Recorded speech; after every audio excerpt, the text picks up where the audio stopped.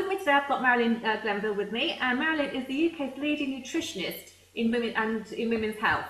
So, Marilyn, thank you very much for talking to Fab After 50 today. Oh, nice to speak to you, Kerry. Right.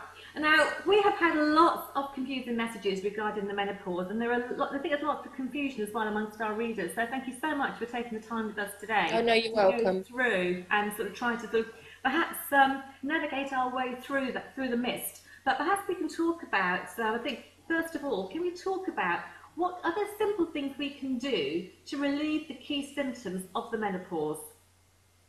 Well, the majority of symptoms that most women would get, about 80%, would be hot flushes and night sweats. So they're the major ones that most women would find debilitating, maybe affecting their quality of life. So there are certain natural remedies that could be used. There are phytoestrogens, which we know as things like soya, also flax. They're classed as those foods that will help balance the hormones. There are good herbs like black cohosh, sage. Agnus castus can be very useful as well. And there are really simple lifestyle tips, because sometimes if a woman feels stressed, she'll feel a hot flush coming on, but also there can be certain triggers like a hot drink, or it might be caffeine, or it could be red wine. So certain things that are going on in our lifestyle can trigger hot flushes, as well as them just coming because of the menopause hormones. And if somebody felt that could be a trigger like that, are they best to eliminate one at a time, or do they eliminate them all and then sort of gradually add the caffeine in or the red wine in?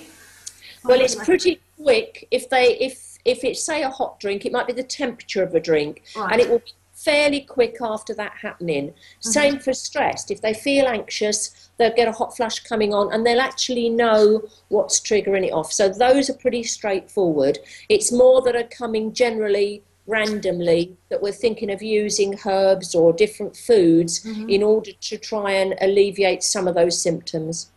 And the herbs that you mentioned there, how easy are they for women to buy? Is it something you can go into the chemist shop for, or is it a supplement they should be buying, or is it something they need to perhaps even order online? They are better to look at getting the quality for that. Obviously, I use organic herbs in the clinic, and I'm always really important to get the good quality as well. Right. And especially from the companies they're getting it from. Otherwise, they may be getting things that quality isn't good, or may not be the right species of a herb, that sort of thing. So quality does make a difference. Right. And you mentioned also that the hot flushes. Does the same thing apply to night sweats as well?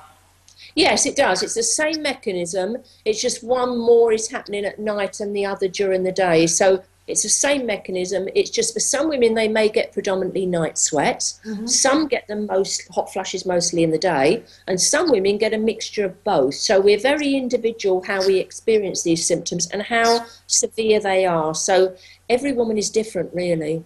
All right. And what actually causes them?